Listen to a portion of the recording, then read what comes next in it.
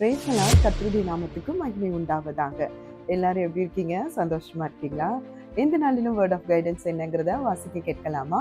மத்தேயு 24 அதிகாரம் 44 நீங்கள் நினையாத நாழிகையிலே மனுஷகுமாரன் வருவார், ஆதலால் நீங்களும் ஆயத்தமாய் இருங்கள் என்பதாக. ஆண்டவராகிய இயேசு கிறிஸ்து சொன்ன வார்த்தைங்க. அந்த வார்த்தையை கடைசி காலத்துல கவனிக்கணும். நிறைய பேர் கடைசி காலங்கிறத நம்ப மாட்டேங்காங்க. ஆனா ஆண்டவர் சொன்னார்னா அதுல எவ்வளவு உண்மை இருக்குன்னு நீங்க கவனிங்க. இந்த கடைசி நாட்கள்ல ஆண்டவர் சொல்றார், ஆண்டவருடைய வருகை சீக்கிரமா இருக்குது. மணவாளனுடைய வருகை மணவாட்டிக்கு நல்லாவே தெரியும்.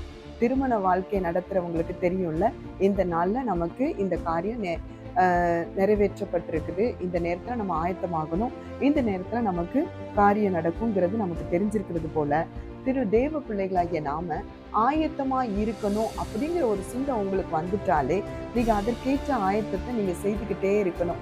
உலகம் அதை செய்ய விடாம தடுக்கும். தேவ பிள்ளைகளே, ஏன் ஆண்டவருடைய பிள்ளைங்க கூட ஆண்டவருடைய வருகை இன்னும் கொஞ்ச நாள் தாமதிக்க போகுதுன்னு ரொம்ப தாமதமா இருக்காங்க. உற்சாகமா ஊழியம் செய்யறது இல்ல தேவையில்லாத உலகத்துக்கும் சுயத்துக்கும் ஒப்பு கொடுத்து ஓடுறாங்க. அப்படி இல்லை, ஆண்டவருடைய வருகை சீக்கிரமா இருக்கு. அதுக்கு ஆயத்தமாகுங்க. ஆயத்தமாகிக்கிட்டே இருக்கணும். தேவ பிள்ளைகளே, எத்தனை பேர் ஆயத்தமா இருக்கிறீங்க? கர்த்தர் உங்களையும் ஆயத்தமா இருங்கன்னு சொல்லியிருக்கார். ஆயத்தமா இருப்போம். கர்த்தர் நம்மை ஆசீர்வதிப்பார். God bless you.